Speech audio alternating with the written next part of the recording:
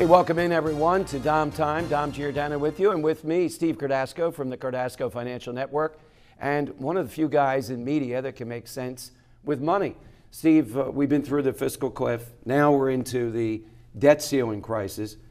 Tell viewers what that means, and in your view, what happens if we do blow through the debt ceiling if we don't get an agreement?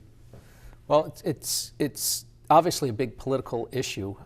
If we blow through it, we're spending more than what we're supposed to be spending, and it throws our budget into a frenzy. So it seems like both sides of the aisle right now, Dom, don't want to face the debt ceiling. It looks as if they want to raise the debt ceiling to get through the issue at the moment.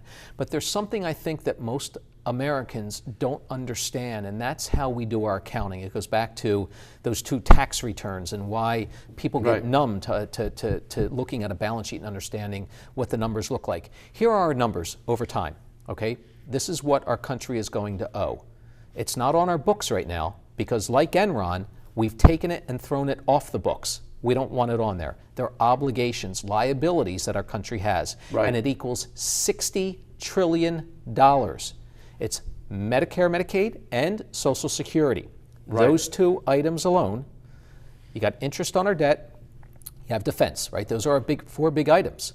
Medicare, Medicaid, and Social Security. We have $50 trillion of obligations coming up, meaning we owe that money to the people of our country who are supposed to receive it. And guess what our government does? They don't put it on our balance sheet as a liability. They leave it off. So we're arguing over $1.3 trillion. It's nothing of what we're going to owe as the baby boomers are moving through the system. All right, so personal finance, what do you tell people viewing to do with all this going on that has to have some impact on their personal finances? What should they be thinking about? It absolutely does, and you need to be worried about higher interest rates down the road, because at some point, as we break through these debt issues we have and we continue to spend, it will hurt the credit rating of the United States, which will increase its borrowing cost, increase interest rates.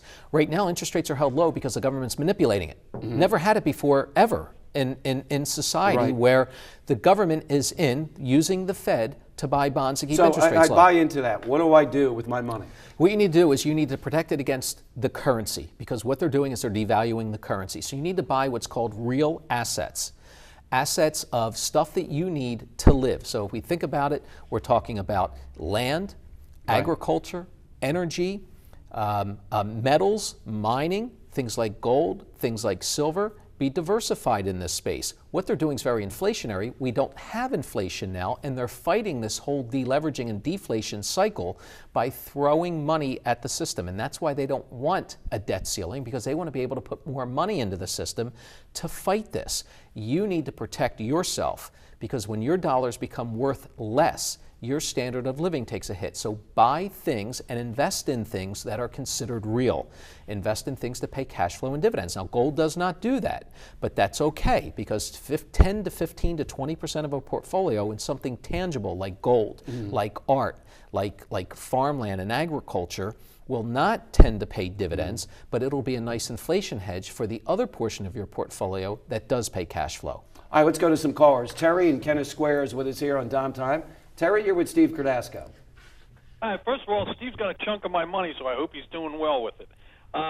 Second of all, I kind of resent the fact that people call Social Security an entitlement.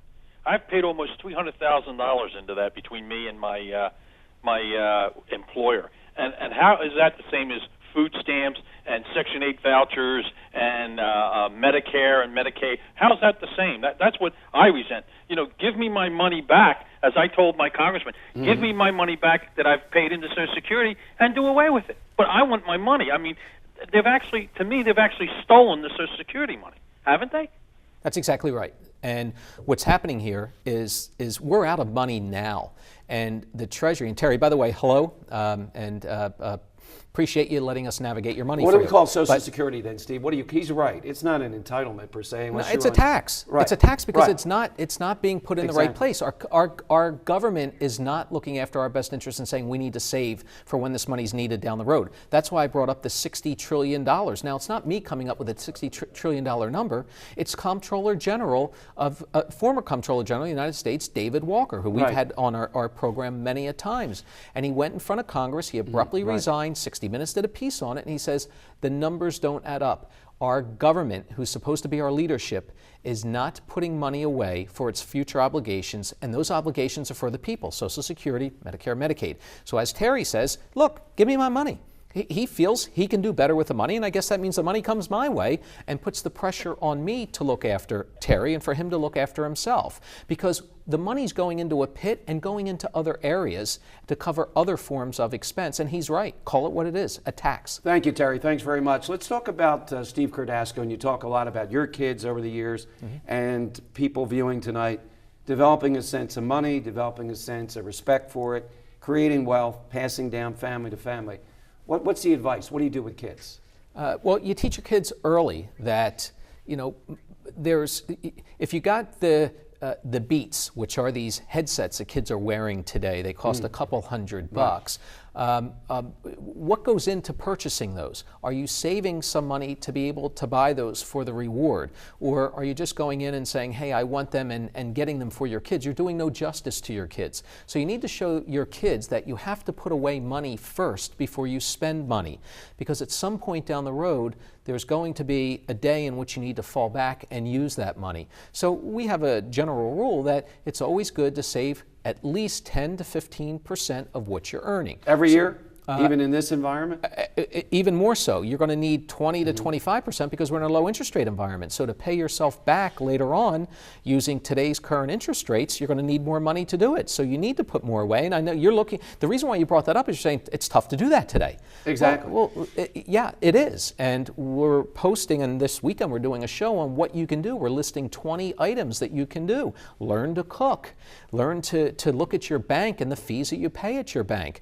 Look at how you purchase some of the things you purchase. I made a kind of a hobby and now a habit out of going around to consignment shops and looking at what you can get for a decent price. I kid you not. Tomorrow I'm flying down to Boca to do some business. I was able to pick up a flight for $209 by shopping it, and so you have to fight. So to show your kids the same thing, try to find a bargain.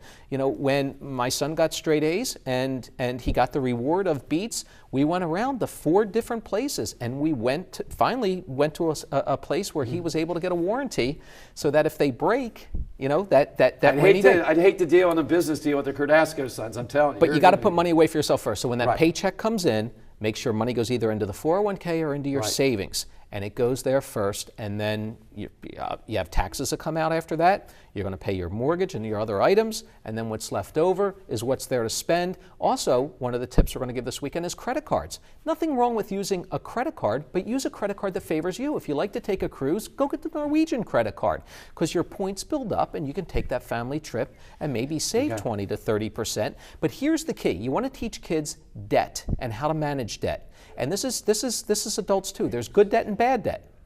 Good debt is debt that's used to build an asset, like a house or an investment. Bad debt is using a credit card to go out to dinner. Bad debt is using a credit card to buy something that's a wasting asset, like a flat screen TV. All righty, Steve Cardasco, more, and we'll take your calls with him. Continue talking about the looming debt crisis nationally, but your personal finances, your wealth, straight ahead on Dom Time.